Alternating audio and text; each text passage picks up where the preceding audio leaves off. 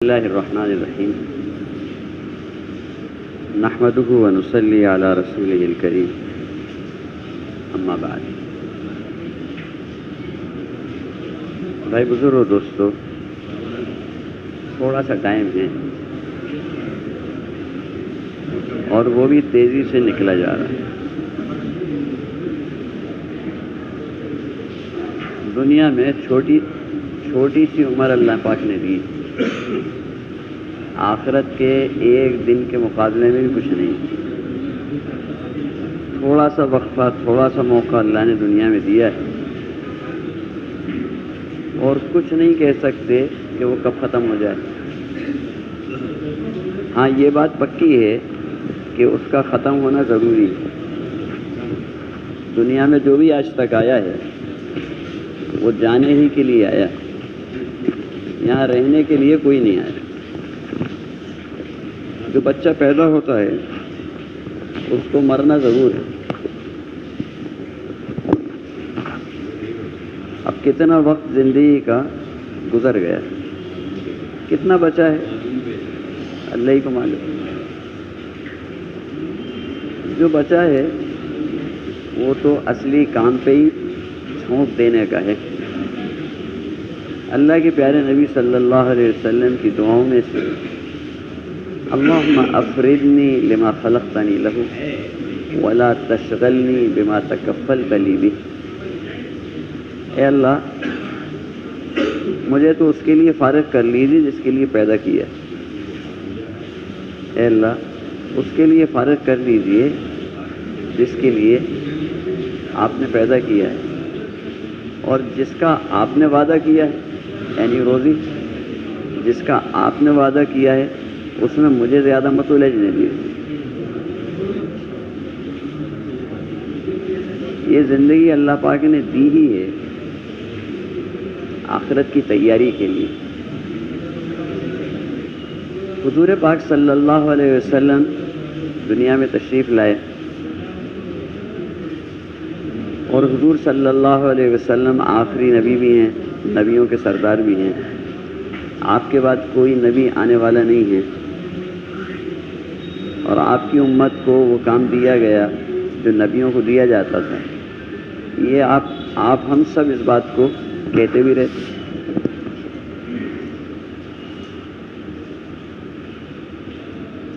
لیکن وہ کام جس کے لیے پیدا کیا گیا آتا نہیں ہے ہمیں۔ ارے محمد رکھو، ہیلو، بیٹھ جاؤ، نکالتے دو۔ حضور پاک صلی اللہ علیہ وسلم نے صحابہ کو سکھایا۔ صحابہ کرام رضی اللہ عنہم جو تھے وہ دعوت دیتے ہوئے دین سیکھ رہے تھے، اور دعوت دیتے ہوئے دین پہ چل رہے تھے، اور دعوت دیتے ہوئے دعوت سیکھ رہے تھے، دعوت دیتے ہوئے دعوت بھی سیکھ رہے تھے۔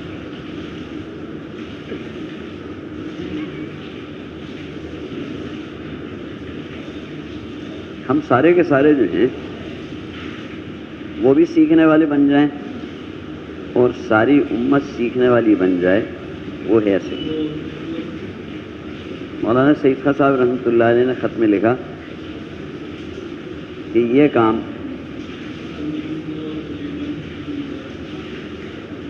نہ تو تقریر سے سمجھ میں آتا ہے، نہ تحریر سے، نہ ظاہری دعوت دینے سے، نہ چلت پھرت سے، جب تک کہ توفیق الہی شامل حال نہ ہو۔ پھر فرمایا کہ اس راستے میں چلنے والے بہت سے راستے میں پھسل جاتے ہیں، اس لیے ہر وقت بڑے حضرت یعنی مولانا الیاس صاحب رحمۃ اللہ علیہ کا یہ ملفوظ سامنے رکھنا چاہیے۔ فرماتے تھے، میں بھی اس کام کو سیکھنے کی نیت سے کر رہا ہوں، میں بھی اس کام کو سیکھنے کی نیت سے کر رہا ہوں۔ ایک ملک میں جماعت جا رہی تھی، حضرت منشی بشیر صاحب رحمۃ اللہ علیہ کے پاس بیٹھے لوگ، منشی جی نے فرمایا کہ دیکھو، جب ہم نئے ہوتے ہیں یا کہیں قریب جا رہے ہوتے ہیں تو خیال ہوتا ہے ہم اپنی اصلاح کے لیے جا رہے ہیں، ہم اپنی اصلاح کے لیے جا رہے ہیں، اور جب وقت لگا چکے ہوتے ہیں اور دور جا رہے ہوتے ہیں، ملکوں میں جا رہے ہیں، تو خیال آتا ہے اب ہم کچھ کرنے جا رہے ہیں، یعنی سیکھ تو گئے ہیں، اب ہم کریں گے، لوگوں کو سکھائیں گے۔ فرمایا یاد رکھو، نئے ہو یا پرانے، قریب جا رہے ہو یا دور، ہمیشہ یہی بات دل میں رہے کہ ہم تو اپنی اصلاح کے لیے جا رہے ہیں، اس کام کو اپنی اصلاح کے لیے کرنے کا۔ حضرت جی مولانا سعد صاحب دامت برکاتہم فرمانے لگے کہ ایمان کی تکمیل امر بالمعروف اور نہی عن المنکر سے ہے۔ امر بالمعروف نہی عن المنکر، بھلائیوں کی بات کو چلانا، اس کو عام کرنا، اس پہ لوگوں کو لانا، اور برائیوں سے بچانا، اور برائیوں کی نفرت لوگوں کے دلوں میں پیدا ہو جائے، اس کی محنت کرنا، کہ ہمارے ایمان کی تکمیل وہ امر بالمعروف نہی عن المنکر سے ہے۔ اور فرمایا کہ ہمارا گشت جو ہے یہ امر بالمعروف نہی عن المنکر کی عملی شکل، عملی شکل۔ فرمایا گشت میں ہم جائیں تو لوگوں کی اصلاح کے لیے نہیں، لوگوں کو پہ ترس کھا کے کہ یہ بیچارے ہم ماشاءاللہ نہیں، بلکہ ہم یہ نیت کر کے جا رہے ہوں کہ ہم ان کے پاس جا رہے ہیں اپنے ایمان کی تکمیل کے لیے، تو پھر ہمارے ایمان اس کے ذریعے سے ایمان مکمل ہوگا۔ ہماری نیت، اور اتنی خوشامد کریں، اتنی خوشامد کریں کہ وہ اپنے ماحول کے اندر سے اٹھ کے اور ہمارے مسجد کے ماحول میں آ جائیں۔ مجھے نے فرمایا کہ ہمیشہ یہ بات رہے کہ ہم تو اپنی خود کی اصلاح کے لیے جا رہے ہیں۔ مولانا موسیٰ صاحب تھے رحمۃ اللہ علیہ مرکز میں، فرماتے تھے جماعت کے اندر امیر بھی جو ہے جتنے جا رہے ہیں ان کے ذمے اپنی اصلاح کرنا ہے، دوسروں کی نہیں۔ یہاں تک کہ امیر صاحب جو ہیں، امیر کے ذمے بھی اپنی اصلاح ہے۔ فرمایا امیر کو بھی یہ خیال ہو جاتا ہے، بعض مرتبہ تو ساتھیوں کو خیال ہو جاتا ہے کہ ساتھیوں کی اصلاح ہمارے ذمے ہے، کہ ان کی غلطیاں تو صحیح کریں۔ میں نے کہا اس کی وجہ سے انتشار پیدا ہوتا ہے۔ چھوڑ دیجیے، آپ لوگوں تک آواز جا رہی ہے نا؟ ارے جہاں پر آواز نہیں جا رہی ہو ذرا اشارے سے بتا دو، میں اپنی آواز بڑھا دوں گا۔ نہیں سنائی دے رہا؟ ارے تو کچھ اشارے سے تو کہو کہ ہم تک آ رہی ہے۔ ارے اس کو چھوڑ دو، اس میں کوئی دم نہیں ہے۔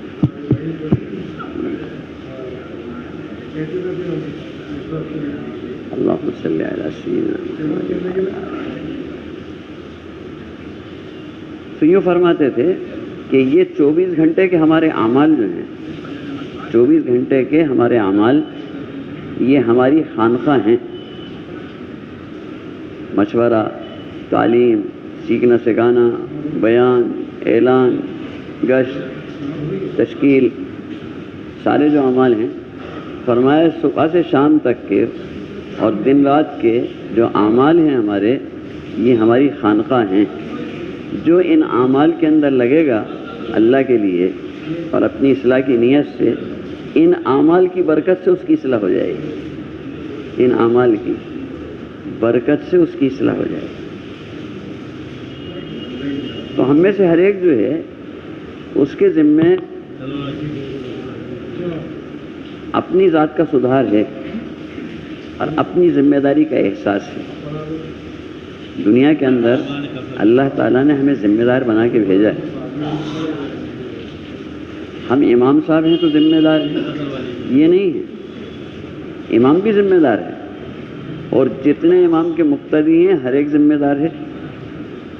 ہر ایک کو اپنے وضو کا خود ہی خیال رکھنا ہے، وہ امام صاحب کی ذمہ داری نہیں ہے۔ ہر ایک کو اپنے وضو کا، ہر ایک کو اپنے رکوع کا، ہر ایک کو اپنے سجدے کا، ہر ایک کو اپنے دھیان کا، ہر ایک کو اپنے رخ کا، سب چیز کا نماز کے اندر ہر ایک کو دھیان رکھنا ہے۔ ہاں امام کے ساتھ شامل ہو کے جماعت کے ساتھ پڑھ۔ یوں کہتے ہیں پہلے آپس میں صفیں جو ہیں مقتدی پہلے آپس میں کندھے سے کندھے ملا کے خود جڑیں اور پھر امام کی اطاعت کریں۔ تو ہم ہر جگہ کے اوپر، مسجد کی سطح پر، محلے کی سطح پہ، شہر کی سطح پہ، عالم کی سطح پہ، ہر جگہ آپس کے اندر جڑ کے اور اپنے ذمہ دار کی اطاعت کے ساتھ چل رہے ہیں، وہ ہے۔ پھر منشی بشیر صاحب رحمۃ اللہ علیہ فرمانے لگے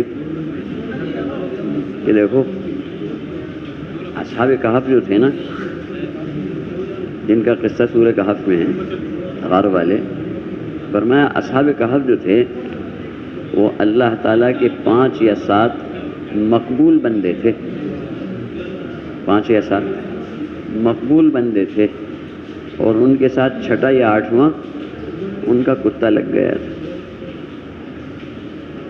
فرمایا کہ مقبولین کے ساتھ کی برکت سے وہ کتا بھی مقبول ہو گیا، اور کوئی کتا فرمایا جنت میں داخل نہیں ہوگا، جنت میں کوئی کتا نہیں جائے گا سوائے اصحاب کہف کے کتے کے، کہ بعض تفاسیر میں لکھا ہے کہ اللہ تعالیٰ اس کو انسانی شکل دے کے جنت میں داخل فرمائے۔ فرمانے لگے تم جو جا رہے ہو تو یوں سوچ کے جاؤ کہ یہ میرے ساتھی 5-7 جو ہیں یہ تو مقبول ہیں، مقبولین ہیں اصحاب کہف کی طرح، اور میں ان کے ساتھ جو جڑ گیا ہوں، نتھی ہو گیا ہوں، تو اس کی طرح سے میں بھی جڑ گیا ہوں۔ کیا بعید ہے کہ اللہ پاک ان کی برکت سے، ان مقبولین کی برکت سے مجھے بھی قبول فرما لیں اور میں بھی کبھی جنت میں داخلے کے قابل ہو جاؤں۔ جتنا بندہ اپنا انکار کرتا ہے اللہ تعالیٰ کے یہاں اس کی قدر بڑھ جاتی ہے۔ بندہ کہتا ہے میں تو گناہگار ہوں، کچھ بھی نہیں کیا، اے اللہ معاف کر دیجیے۔ اللہ تعالیٰ کہتے ہیں میرے بندے فلاں تو نے نیکی کا کام بھی تو کیا تھا نا، وہ بھی تو نے کیا، وہ فلاں کیا تھا۔ چھوٹی چھوٹی چیز کی اللہ تعالیٰ قدر فرماتے ہیں۔ اللہ پاک کا نام الشکور ہے، شکور اس کو کہتے ہیں جو تھوڑے سے کو بھی بہت مانے، تھوڑے سے کو بھی بہت مانے۔ نہیں میرے بندے تو نے یہ بھی کیا، یہ بھی۔ اور جب بندہ اپنی خوبیوں کے اوپر نگاہ کرنے لگتا ہے کہ ماشاءاللہ میں نے تو یہ اور یہ اور یہ، تو پھر اللہ تعالیٰ کی طرف سے اس کی خامیاں دیکھی جاتی ہیں کہ وہ فلاں بات کس نے کری تھی اور تو اسے بھول گیا، یہ بھی تو تیرے کرتوت ہیں۔ تو دوستو بزرگوں، لوگوں کے اندر خوبیاں تلاش کرنے کی ہیں اور اپنے اندر کی خامیاں تلاش کرنے کی ہیں، تاکہ ایک ایک کر کے ہماری خامی دور ہوتی چلی جائے، اور لوگوں کی خوبیوں پہ نظر ہوگی تو وہ خوبیاں ہمارے اندر میں آتی چلی جائیں۔ اب مسئلہ ساری امت کا ہے، ہم بھی ہیں اور ساری امت ہے، اور اس وقت امت کو سب سے زیادہ سہارے کی ضرورت ہے، اس وقت امت کو سب سے زیادہ سہارے کی ضرورت ہے۔ پہلے دشمن کا نشانہ امت کا ملک و مال تھا کہ ان کا مال ہتھیا لو، ان کی زمینیں چھینا لو، لیکن اب جو ہے دشمن کا نشانہ مسلمان کا ایمان ہے۔ پورے شیطان کی پوری کوشش دنیا بھر میں ہے کہ بے حیائی کو عام کر دو، کیونکہ حیا اور ایمان، کہا حیا ایمان کا خصوصی شعبہ ہے. کہیں کہا کہ حیا آدھا ایمان ہے، کہیں کہا کہ حیا ہی ایمان ہے، اور کہیں وہ آتا ہے کہ حیا اور ایمان دو سگے بھائی بہنوں کی طرح سے ہیں. ان میں سے ایک آتا ہے تو دوسرے کو ساتھ لاتا ہے، اور ایک چلا جاتا ہے تو دوسرے کو بھی ساتھ لے جاتا ہے. کسی گھر کے اندر کسی کی بہن کی شادی ہوئی ہو تو اب اس گھر میں، اس محلے میں، اس گھر میں اس کے بھائی بھی آئیں گے، بہنیں بھی آئیں گی. لیکن خدا نہ خواستہ اللہ نہ کرے طلاق ہو جائے اور بچی وہاں سے چلی گئی، تو اب اس کے بھائی بہن آئیں گے تو وہ خود ہی چلے جائیں گے. کہ ایمان اور حیا دو سگے بھائی بہنوں کی طرح ہیں. ان میں سے ایک آتا ہے تو دوسرے کو ساتھ لاتا ہے، اور ایک چلا جاتا ہے تو دوسرے کو بھی لے جاتا ہے. شیطان کی کوشش ہے کہ ساری دنیا میں بے حیائی اتنی عام کرو، اتنی عام کرو.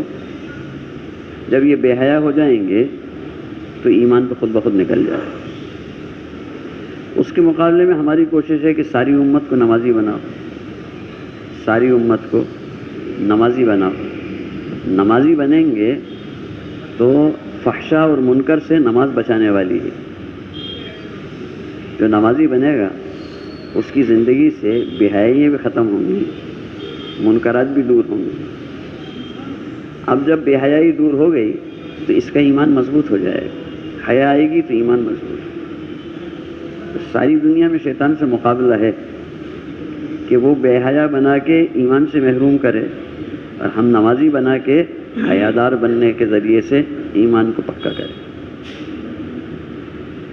اس لیے سب سے بڑا کام ہے امت کو 100% نمازی بنانا.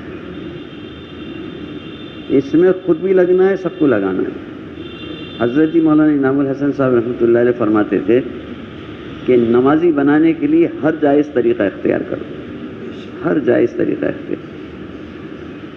گشتوں کے ذریعے سے بھی نمازی بنائیں گے، ملاقاتوں سے بھی نمازی بنائیں گے، جماعتوں میں لے جا کے بھی نمازی بنائیں گے. لیکن ڈاکٹر صاحب سے کہیں گے کہ ڈاکٹر صاحب آپ کو زیادہ فرصت نہیں ملتی، آپ ماشاءاللہ مسجد نماز میں آتے ہیں، آپ کے پاس کتنے مریض آتے ہیں، آپ ان کو دوا لکھتے ہیں، آپ کی بات توجہ سے سنتے ہیں، ان سے ذرا نماز کی بات بھی کر لیے. ڈاکٹر صاحب کو بھی نمازی بنانے میں لگے. کہ حاجی صاحب محلے میں لوگ آپ کی عزت کرتے ہیں، روزانہ 10-5 لوگوں سے آپ نماز کی تو کہیے. یہ کہہ کے بھی ہم نے اس کو دائی بنا دیا، اور جو دائی بنے گا اس کا ایمان مضبوط ہونا شروع ہو جائے گا، اور وہ انشاءاللہ اس کام میں آگے بڑھتا چلا آئے گا.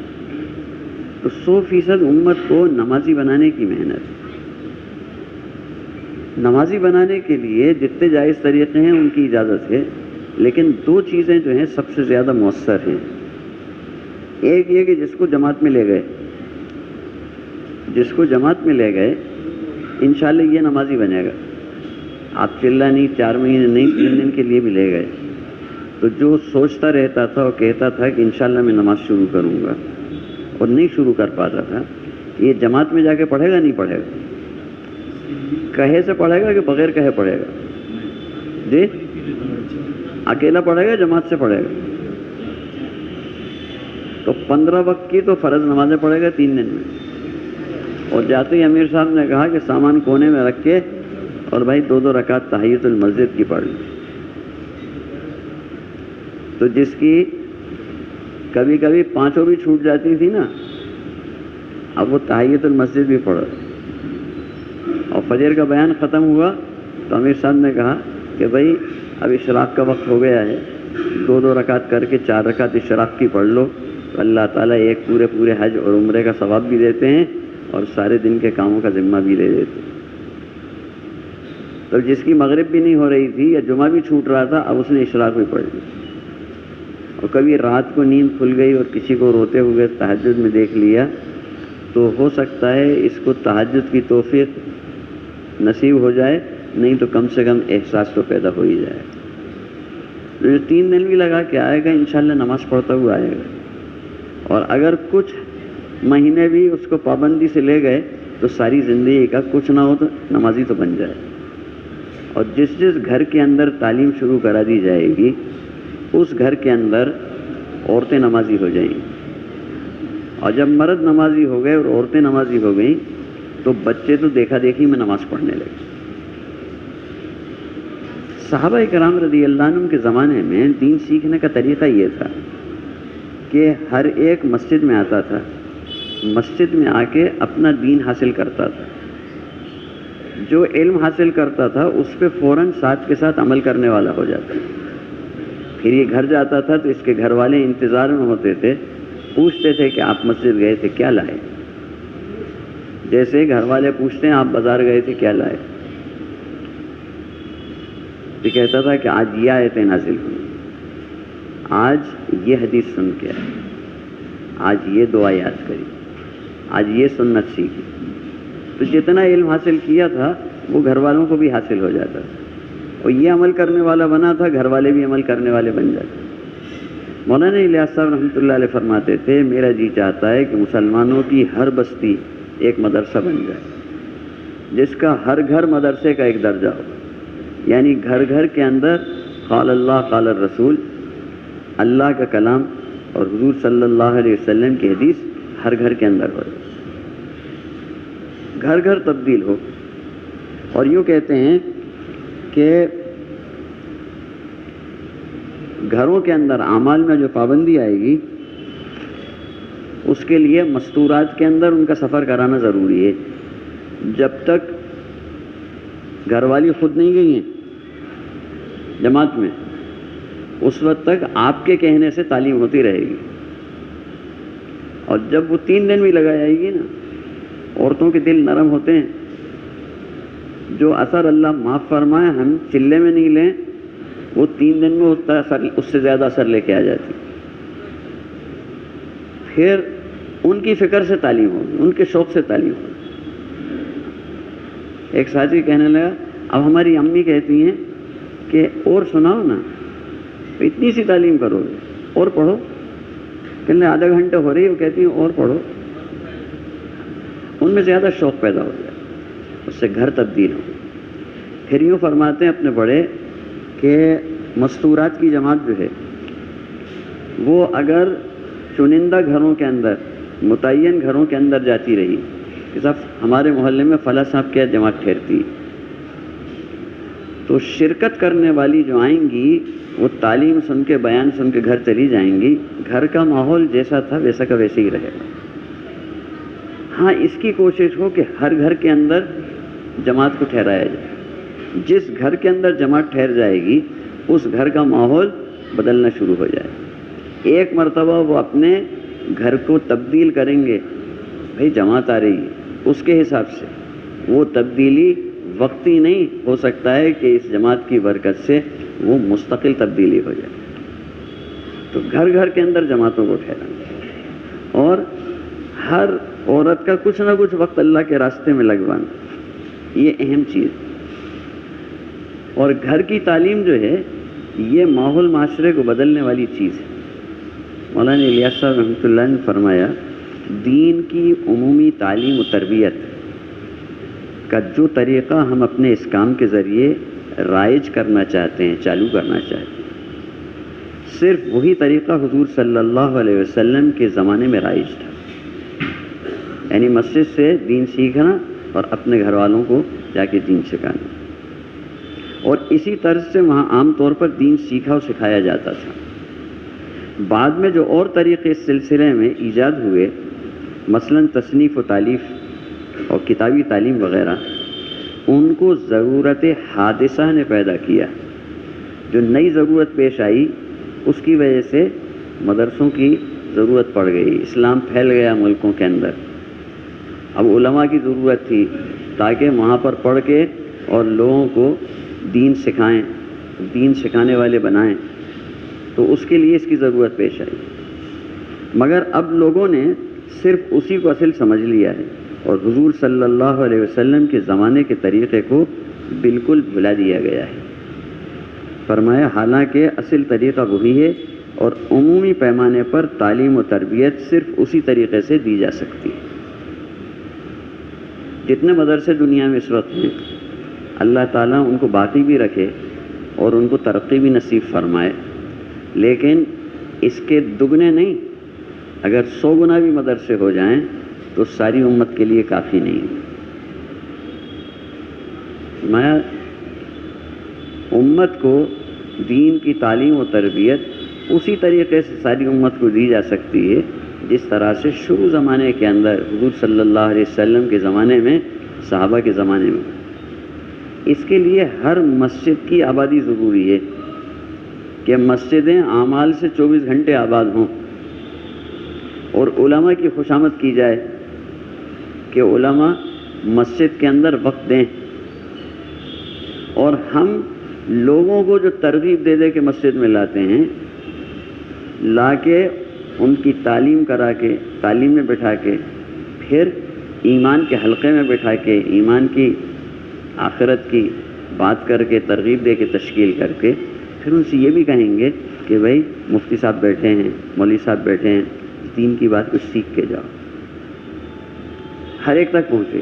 لیکن اس کا فائدہ اس وقت زیادہ ہوگا جب ہم خود مولوی صاحب کے پاس بیٹھیں، اور ان کا دل بھی اس وقت لگے گا کہ ارے یہ مسجد وال جماعت کے ساتھی یہ خود سیکھتے ہیں، تو ان کی طبیعت لگ جائے گی. اور اگر ہم دوسروں کو بٹھاتے رہے، خود نہیں بیٹھے، تو کہیں گے کہ یہ خود تو مستغنی ہیں، ان کو تو طلب نہیں ہے. حافظوں کو بہت سی جگہ کے اوپر ایسا ہوا، یعنی بعض صوبوں کی اطلاع کہ 200-250 جگہ کے اوپر علماء کرام مسجدوں میں وقت دینے لگ گئے اور سیکھنا سکھانا شروع ہو گیا. اسی طرح سے حافظوں کو محلے کے ترغیب دے کے کہ بھائی آپ مسجد کے اندر وقت ہو، بیٹھ کے قرآن شریف یاد کرو، آپس میں قرآن شریف کا دور کرو، ایک دوسرے کو سناؤ، اور اس وقت میں جو مسجد کے اندر آ رہے ہیں ان کو لے کے بیٹھ کے ان کی صورتیں صحیح کرا دو، ان کی نمازیں صحیح کرا دو.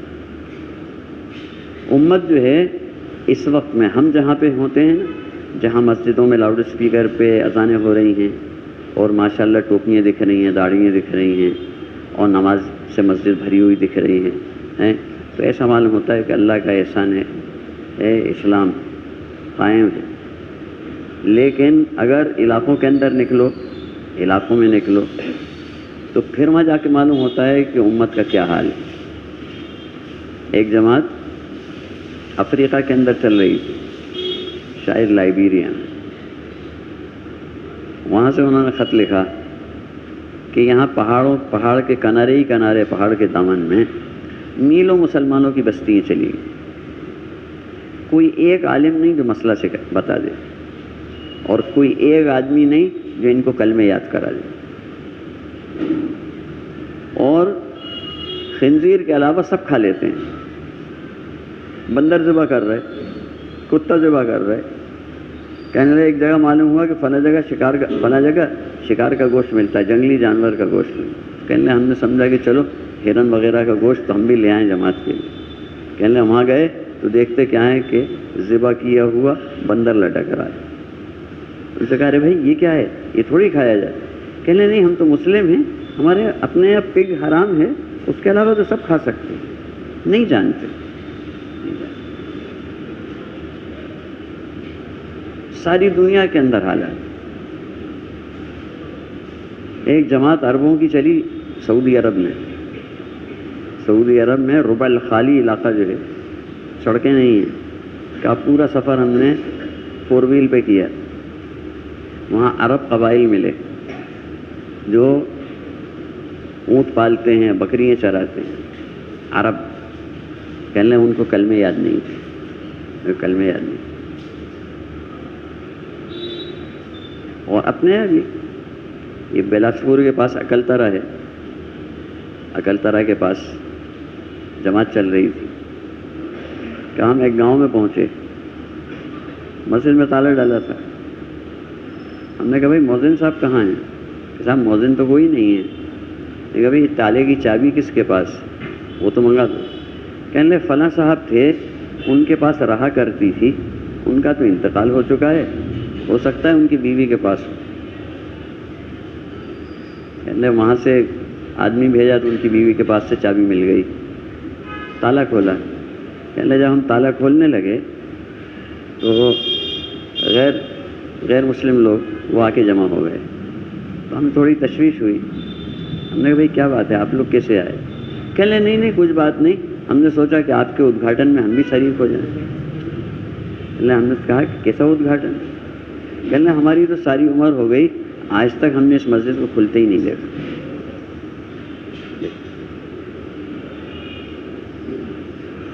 تو دوستو بزرگوں، جب انٹیریئر میں علاقوں کے اندر گھسے نا، جب جا کے پتہ چلتا ہے کہ امت کہاں پہنچ چکی، امت کہاں پہنچ چکی۔ اس وقت امت کو سنبھالے دینے کی ضرورت ہے۔ آخرت کے تذکرے، آخرت کے تذکرے، یہاں تک کہ آخرت کا یقین دلوں کے اندر پیوست ہو جائے۔ قبر، حشر، حساب کتاب، اعمال نامہ تلنے کی ترازو، پل صراط، جنت دوزخ۔ کتنے گھر مسلمانوں کے ہیں جن میں صبح سے لے کے شام تک نہیں، کئی دن اور کئی ہفتے سے گزر جاتے ہیں جس میں آخرت کا تذکرہ بھی نہیں آتا۔ یہ تو ہمارے جن گھروں کے اندر ہمارے یہاں تعلیم ہوتی ہے، اس تعلیم کی برکت سے کچھ آخرت کا ذکر آ جاتا ہے، ورنہ کیا ہے، یہ گھڑی رک گئی ہے، اس کا سیل ختم ہو گیا ہے، اس کا سیل لگوا دو، یہ بلب فیوز ہو گیا ہے، یہ بدلوانا ہے، یہ ٹوٹی لیک کر رہی ہے اور اس کو ٹھیک کرانا ہے، گیس ختم ہونے والی ہے، سلنڈر کی فکر کر لو، فلاں ہے فلاں، ان چیزوں کا اور رشتہ داریوں کا اور شادی بیاہ کا، یہ سب چیزوں کا ذکر ہے صبح سے شام تک۔ لیکن آخرت، جنت، یعنی اب ہم اپنے گھروں کا بھی غور کریں نا تو آخرت کا تذکرہ روزانہ کتنا آ رہا ہے ہمیں خود پتہ چل جائے۔ جب آخرت کا ذکر ہوگا، آخرت کی فکر ہوگی تو اس کے لیے کچھ کرنے کا بھی خیال پیدا ہوگا، اور جب اس کا خیال نہیں ہوگا، اس کی یاد ہی نہیں ہوگی، تو جو چیز بھول میں آ جاتی ہے وہ رہ جاتی ہے۔ اس لیے آخرت کے تذکرے ہر گھر پہ اور مسجد میں جوڑ کے اللہ کی بڑائی، کبریائی، قدرت کی بات، آخرت کی بات، آخرت کی فکر پیدا ہو جائے، دین کی سچی طلب پیدا ہو جائے، امت کا غم پیدا ہو جائے، سنتوں کا شوق آ جائے، جان مال اللہ کی امانت سمجھتے ہوئے اللہ کی راہ میں بے دریغ لگانے کا جذبہ پیدا ہو جائے، اس کی محنت گھر گھر اور فرد فرد تک کرنے کی۔ 100%۔ مولانا الیاس صاحب رحمۃ اللہ نے فرمایا، دوستو ابھی کام کا وقت باقی ہے، ابھی کام کا وقت باقی ہے۔ عنقریب دین کے لیے 2 زبردست خطرے پیش آئیں گے۔ عنقریب دین کے لیے 2 زبردست خطرے پیش آئیں گے۔ ایک تحریک شدھی کی طرح کفر کو پھیلانے کی کوشش جو جاہل عوام میں ہوگی، کفر کو پھیلانے۔ حضرت کو، ہمارے حضرت جی دامت برکاتہم، اس وقت سب سے بڑی فکر یہ ہے کہ امت کو ارتداد سے بچانا ہے۔ یعنی ماحول جو ہے وہ گھروں میں، بازاروں میں، اسکولوں میں اور ہر جگہ اس طرح کا ماحول شیطان بنوا رہا ہے کہ جس سے آدمی شک شبے میں مبتلا ہو جائے، اور جو چیزیں پہلے کبھی سوچی نہیں جا سکتی تھیں وہ سامنے آنے لگی، آخرت کو بھول جانے کی وجہ سے۔ آخرت، اللہ کے سامنے جانا ہے، دوزخ ہے، جہنم کی آگ میں نہیں ڈال دیا جائے۔ پھر اللہ تعالیٰ کا یقین کرنے والے تو اللہ ہیں، اللہ کی ذات سے ہوتا ہے، اللہ پہ بھروسہ۔ فرمایا کہ ایک تو جاہل عوام میں کفر کو پھیلانے کی کوشش ہوئی، اور جاہل کیسے کہتے ہیں؟ جو ایم اے پی ایچ ڈی بھی ہے لیکن دین نہیں جانتا، وہ بھی تو جاہل ہی ہے نا۔ ہمارے یہاں ایک علاقہ ہے جس میں بڑے بڑے افسران، آئی اے ایس وغیرہ اس قسم کے، کلکٹر، کمشنر، ان کے بنگلے ہیں۔ کہیں سے ایک مسلمان صاحب کا بھی ٹرانسفر ہو کے آیا وہاں، وہ وہاں تھے، ان کے گھر پتائی ہو رہی تھی، تو پتائی کے لیے ایک صاحب گئے جن کی داڑھی وغیرہ تھی، ٹوپی داڑھی والے تھے، ان کے چائے بنی، تو انہوں نے کہا ارے بھائی مولانا کے لیے بھی تو چائے لاؤ. کہا صاحب میرا تو روزہ ہے. کہا مولانا روزہ کیوں رکھا ہے؟ کہ صاحب رمضان چل رہے ہیں. اچھا رمضان آ گئے؟ ارے بیگم سنو، مولانا بتا رہے ہیں رمضان شروع ہو گئے، تو کسی دن پروگرام بنا لو تو چل کے عید کی شاپنگ کرے آئیں.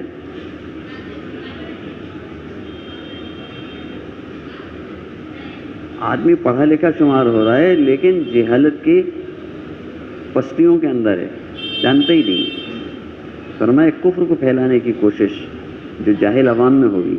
اور دوسرا خطرہ ہے الحاد و دہریت کا، کہ اللہ کا یقین، آخرت کا یقین آدمی کے دل میں ڈگمگا جائے. فرمایا دوسرا خطرہ ہے الحاد و دہریت کا جو مغربی حکومت اور سیاست کے ساتھ ساتھ آ رہا ہے. یہ دونوں گمراہیاں سیلاب کی طرح آئیں گی. باڑھ کا پانی جو ہوتا ہے وہ شور مچاتا ہوا نہیں آتا، وہ تو ندی کا لیول خطرے کے نشان سے 1 فٹ 2 فٹ اوپر ہوا اور خاموشی کے ساتھ میلوں پانی بھرتا چلا گیا. رات کو سوئے تھے تو دور چوراہے کے اوپر پانی تھا، اور صبح نیند کھلی تو اپنے کمرے میں اپنے کھاٹ کے چاروں پائے پانی کے اندر. کہ سیلاب کا پانی خاموشی سے آتا ہے اور سب کو گھیرتا ہوا آتا ہے. فرمایا یہ دونوں گمراہیاں سیلاب کی طرح خاموشی سے سب کو گھیرتی ہوئی آئیں گی. جو کچھ کرنا ہے ان کے آنے سے پہلے پہلے کر دو. وقت نہیں ہے اس میں اپنی چونچلے دیکھتے رہیں، اپنا آرام، اپنا نفع، اپنی کمائی، تو کام نہیں چلنے کا. یہ تو زمانہ، یہ وقت ہی قربانی کا ہے، قربان ہونے کا اور قربانی پہ تیار کرنے کا. میری جان، میرا مال، میرا وقت، یہ سب اللہ کے لیے لگ جائے، یہ سب لگ جائے اللہ کے. وہ ہے ایک مرتبہ ایک خط میوات کے اندر ذمہ داروں کا مولانا الیاس صاحب کے پاس آیا، جس میں اور چیزوں کے ساتھ انہوں نے لکھا تھا کہ اب تک 80 آدمی یہاں جماعتوں میں آئے اور 25 آدمی جماعت میں جانے کے لیے تیار ہیں. اس کے جواب میں مولانا الیاس صاحب رحمۃ اللہ نے لکھا کہ آپ کے خط میں ذکر ہے کہ 80 آدمی یہاں تبلیغ کے لیے آئے اور 25 آدمیوں کی جماعت تیار ہے. تو الحمدللہ ثم الحمدللہ، اللہ تعالیٰ کا بڑا فضل اور کرم اور احسان اور انعام ہے کہ اس نے 80 لوگوں کی مقدار ایسے نازک زمانے میں جہاں دین کو، دین کے کام کو حقارت سے دیکھا جا رہا ہو اور اس کی ناقدری کی جا رہی ہو، ایسے زمانے میں دین کے فروغ دینے کے لیے گھر سے نکلے. اس پہ تو اللہ کا شکر ادا کرنا. مگر میرے عزیز، اللہ کا شکر بجا لانے کے بعد اپنی کوتاہی پر بھی ندامت کے ساتھ ایک گہری نظر ڈالنی چاہیے کہ اتنے سال کی کوشش کے بعد تبلیغ کے یہ انوارات، یہ برکتیں اور یہ عزت اور یہ ہر طرح کی نورانیت کھلی آنکھوں محسوس کرتے ہوئے پھر کل 80 آدمیوں کی مقدار نکلی تو اتنے لاکھ مقدار میں کتنی قلیل ہے. اور پھر نکل لینے کے بعد گھر کے واپس جانے کو اتنے بے قرار کہ ان کا تھامنا مشکل. تو گھر سے نکلیں تو مشکل سے، اور نکلنے کے بعد یہ ختم ہونے والا گھر اپنی طرف کھینچتا رہے تو یہ دین کا گھر کس طرح آباد ہوگا؟ جب تک گھروں پر رہنا اتنا دشوار نہ ہونے لگے جیسا اس وقت تبلیغ میں رہتا ہے. کہ آدمی جماعت میں ہوتا ہے، اس سے پوچھو کہ کتنے دن ہو گئے، تو وہ یہ نہیں کہتا کہ 25 دن ہو گئے، کہتا صاحب 15 دن بچے ہیں. 15 دن بچے ہیں، یعنی یہ کہ ابھی یہ کاٹ رہے ہیں، ہمیں گھر پہنچنا ہے. فرمایا جب تک گھروں پر رہنا اتنا دشوار نہ ہونے لگے جیسا اس وقت تبلیغ میں رہتا ہے کہ اب تو کئی دن ہو گئے، اب مجھے اللہ کے راستے میں کب نکلنا ہے. اس وقت حضرت کی طرف سے سارے عالم میں یہ بات چلائی جا رہی ہے کہ بھئی اب جتنے سال زندگی گزر گئے وہ تو گزر گئے، کسی کے 40، کسی کے 50، کسی کے 60 گزر گئے.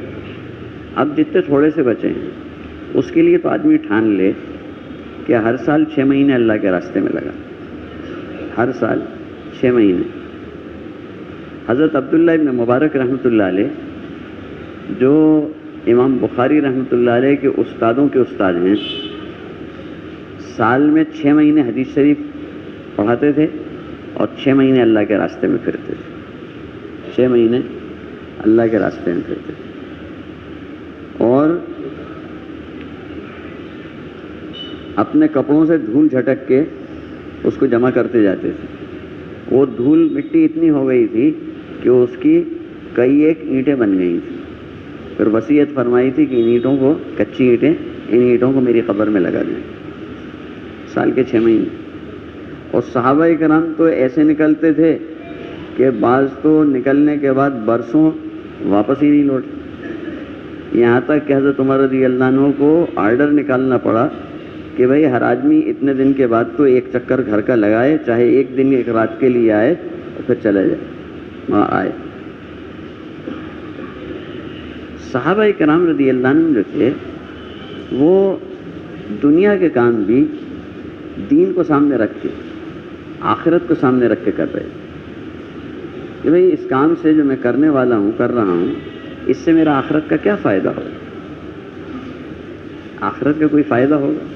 آخرت کا نقصان تو نہیں؟ اگر فائدہ ہوگا تو کریں گے، اور اگر فائدہ نہیں ہے، کوئی آخرت کا فائدہ نہیں، ان کا ہٹاؤ، چھوڑ، کون کرے اسے؟ صحابہ کے جو واقعات آتے ہیں کہ پیٹوں پہ پتھر باندھے، پوری صف نماز میں گر گئی، بھوک کی وجہ سے گر گئی پوری صف، 2 مہینے تک چولہے نہیں جلے، خود حضور صلی اللہ علیہ وسلم کے گھروں میں نہیں چلے۔ اس کی وجہ کیا تھی؟ ایسا نہیں تھا کہ کمانا نہیں جانتے تھے، مکے کا ہر ایک مہاجرین میں سے ہر ایک خوب تجارت جانتا تھا، اور انصار میں سے ہر ایک خوب کھیتی باڑی جانتا تھا۔ کوئی سوکھا بھی نہیں پڑ گیا تھا کہ پانی نہیں برسا، کسی دشمن نے بھی نہیں گھیر رکھا تھا، کسی بیماری نے بھی نہیں ان کو آن پکڑا تھا، کوئی لاک ڈاؤن بھی نہیں تھا، کچھ نہیں تھا۔ کہ پھر کہ یہ آخرت کی تیاری میں ایسے لگے تھے، دین سیکھنا، دین سکھانا، دین پہ عمل کرنا، دین پھیلانا، آخرت کے مسئلوں میں ایسے لگے تھے کہ ان کو فرصت ہی نہیں مل رہی تھی۔ اس کی وجہ سے فاقے آ رہے تھے۔ حضرت علی رضی اللہ عنہ مضبوط آدمی، پہلوانوں کی طرح سے، کہ جس وقت خیبر کا موقع آیا ہے تو خیبر کا ایسا قلعہ تھا کہ اندر کئی ایک قلعے تھے اور چاروں طرف سے قلعہ بندی تھی۔ ایک قلعہ تھا جس کے اندر خاندانوں کے قلعے تھے، اور کھیتیاں تھیں، کنویں تھے، یعنی کھجور کے باغ تھے، وہ سب اندر میں تھے، کہ کھانا پینا سب وہاں موجود ہے۔ اگر گیٹ بند کر دیں، سال بھر تک نہیں کھولیں تو بھی ان کا گزارا ہوتا رہے، وہاں سے فتنہ کرتے تھے۔ جب حضور صلی اللہ علیہ وسلم گئے، وہ کوشش رہی، پھر آپ نے فرمایا آپ نے حضرت علی رضی اللہ عنہ کے ہاتھ میں جھنڈا لیا، تو قلعے کا دروازہ حضرت علی رضی اللہ عنہ اس کی چوکھٹ میں ہاتھ لگایا اور یوں اٹھایا ہے تو پورا کا پورا دروازہ ہمارے چوکٹے کے جو ہے اتفر ہو گیا۔ اتنی دیر تک اٹھائے رہے کہ سارا لشکر اندر داخل ہو گیا، خیبر فتح ہو گیا، اتنا مضبوط۔ گھر میں فاقہ۔ حضرت بیوی فاطمہ رضی اللہ عنہ نے کہا کہ جائیے، اپنے لیے نہیں، کچھ بچوں کے لیے تو لے آئیے۔ یہودی کے باغ میں گئے اور جا کے کہا بھائی کچھ صبح کا وقت کچھ کام ہے؟ اس نے کہا ہاں خوب کام ہے۔ کیا؟ میں نے کہا یہ کنویں میں سے ڈول کھینچو اور یہ پانی کی نالی میں برے میں چھوڑو تاکہ درختوں کو پانی لگے۔ فرمایا کیا ملے گا؟ کہا ہر ڈول کے اوپر ایک کھجور دوں۔ کہ ٹھیک۔ تو ڈول کھینچنا ڈول کھینچنا شروع کر دی۔ جب اتنی گنتی ہو گئی کہ انداز ہوا کہ ایک دونوں ہاتھ بھر کے پس بھر کے کھجوریں ہو جائیں گی۔ صبح کا ٹائم ہے، جیسے 8-9 بجے کا وقت ہوتا ہے۔ فرمایا لاؤ بھائی مزدوری دے دو۔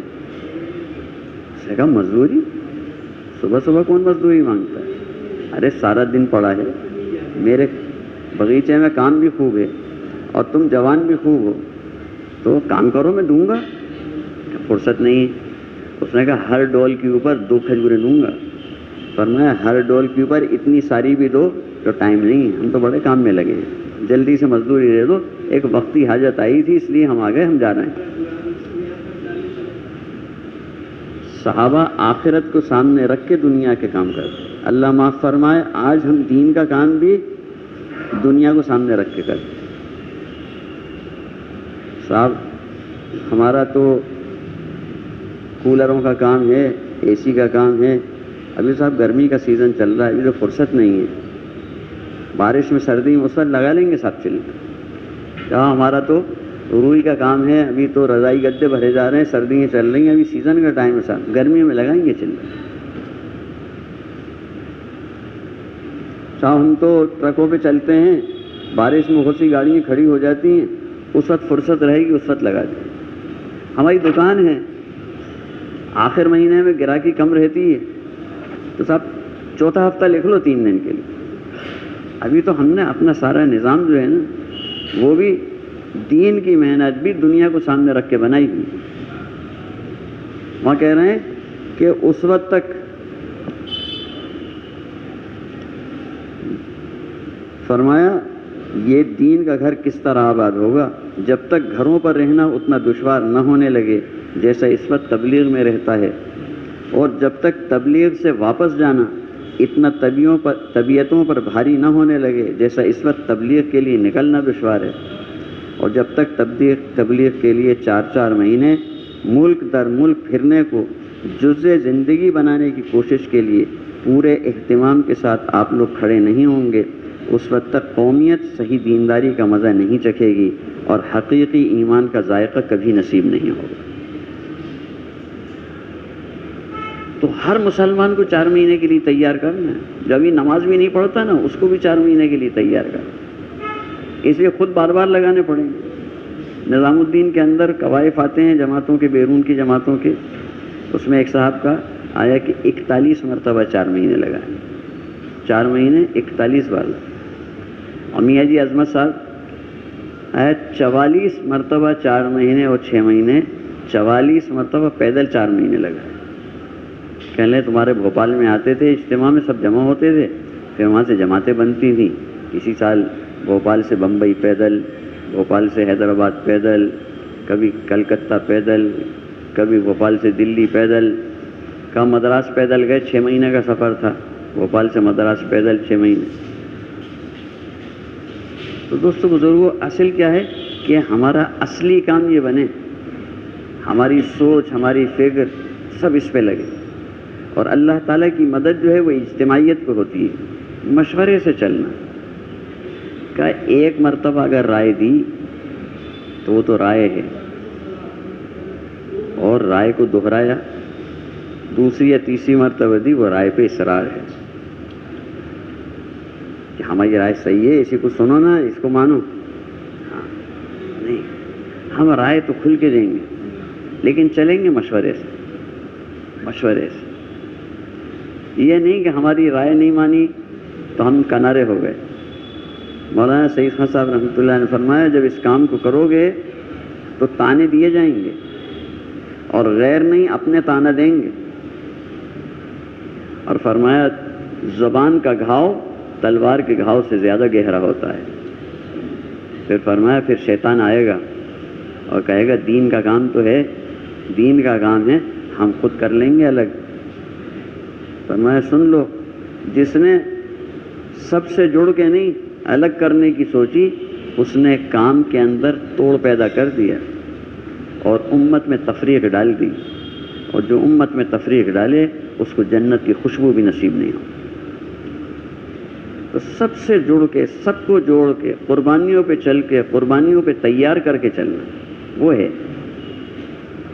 کہتے ہیں کہ جو تہجد کا اہتمام کریں گے نا تو پھر ان کے کہنے سے لوگ فجر کی پابندی پہ آئیں گے۔ ہاں، تو جو امت کو لے کے چلنے والے ہیں، آپ سب حضرات، اللہ نے اپن کو توفیق دی ہوئی اس کام میں لگا کے، جو امت کو لے کے چلنے والے ہیں ان کو آگے چلنا پڑے گا۔ خندق کے موقع پہ حضور صلی اللہ علیہ وسلم 10 کی جماعتیں بنا دی تھی، یہ یہاں سے یہاں تک کھودیں، یہ یہاں سے یہاں تک کھودیں۔ اس کھدائی کے اندر پتھر آگے ہم سب بیان کرتے ہیں، جو چٹان ان سے نہیں ٹوٹی، انہوں نے آ کے حضور صلی اللہ علیہ وسلم نے کہا اور اپنے دامن اٹھا کے بتائے، تو سب کے پیٹ پہ کیا تھا؟ پتھر بنا تھا۔ اس کے جواب میں حضور صلی اللہ علیہ وسلم نے اپنا دامن مبارک اٹھا کے بتایا، تو حضور کے پیٹ پہ 2 پتھر بنے ہوئے تھے۔ یہ بتا دیا کہ قیامت تک کے آنے والے ذمہ داروں کو کہ اگر اپنے ساتھیوں کو ایک پتھر کی قربانی پہ تیار کرنا ہے تو خود 2 پتھر کی قربانی کے ساتھ چلنا ہوگا۔ جب لوگ ایک پتھر پہ آئیں گے، اگر ساری امت کے 4 مہینے لگوانے ہیں تو خود جو ہے ہر سال کے 4 مہینے پہ اور سالانہ 6 مہینے پہ آنا ہوگا۔ تو حضرت اس وقت یہ فرما رہے ہیں کہ بھئی سالانہ 6 مہینے کے لیے ارادے کرو، 4 مہینے خروج کے، اللہ کے راستے میں چلت پھرت کے، اور 2 مہینے نظام الدین کے اور وہاں کے تقاضوں کے۔ تو ماشاءاللہ جتنے بیٹھے ہیں نا، سب کے چہرے یہ کہہ رہے ہیں، سب کے چہروں کے اوپر جو فکر ہے نا وہ بول رہی ہے کہ انشاءاللہ یہ تو سبھی کر لیں گے۔ جی تو نیت آج کریں کہ انشاءاللہ اب سے لے کے دنیا سے جانے تک ہر سال کے 6 مہینے اللہ کے راستے۔ ٹھیک ہے انشاءاللہ، پکی بات؟ جی ذرا سا ہاتھ اٹھا کے بتاؤ کس کس نے ارادہ کیا؟ ماشاءاللہ۔ اچھا یہ تو ہاتھ تو نیچے کر لی، اب ذرا خود کھڑے ہو کے بتاؤ کہ ہم نے ارادہ کر لیا۔ پہل کریں، کھڑے ہوں۔